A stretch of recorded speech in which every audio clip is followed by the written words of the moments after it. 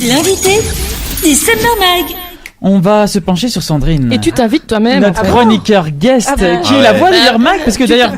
Ton jingle, t'invites-toi. Ouais, tiens, je vais le remettre pour le plaisir, allez. Oui.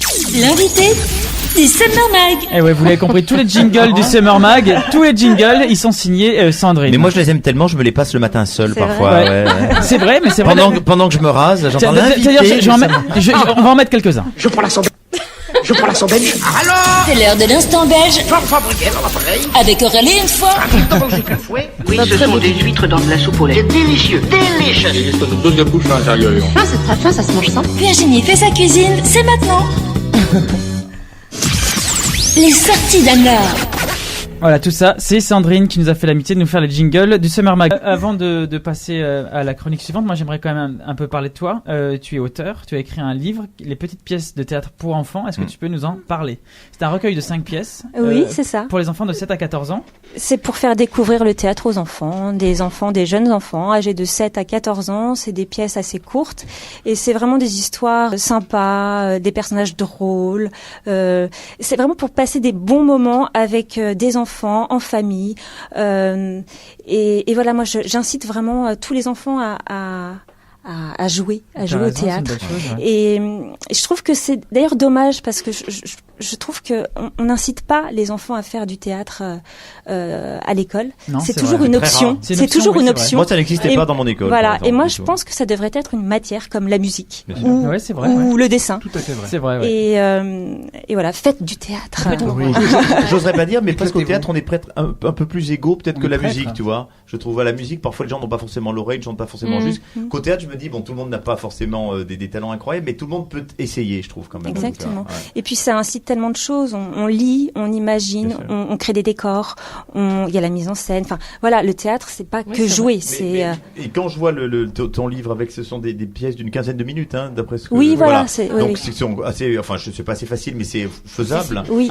Quand on voit finalement, souvent, moi, l'image du théâtre que j'avais à l'école et moi qu'on me donnait, qui était un théâtre très classique. On va pas renier Molière, qu'on adore, mais parfois à 7 ans, à 10 ans, à 15 ans, voilà.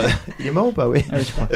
Ça dégoûte un peu finalement les gens parfois ou les jeunes du théâtre. C'est vrai. Avec un côté très perruqué, très machin. Alors que le théâtre peut être beaucoup plus contemporain et festif. Et dans drôle. un premier temps, on s'amuse. Après, on peut aller à Molière aussi, mais c'est peut-être pas forcément le bon chemin. Et du coup, les petites pièces de théâtre pour enfants s'adressent aux éducateurs, également aux animateurs de club théâtre. À vous aussi, si vous êtes entouré d'enfants. Bien sûr, absolument. Arnaud. Et qu'est-ce qui t'a donné envie du coup d'écrire ce livre? Tous les étés, en fait.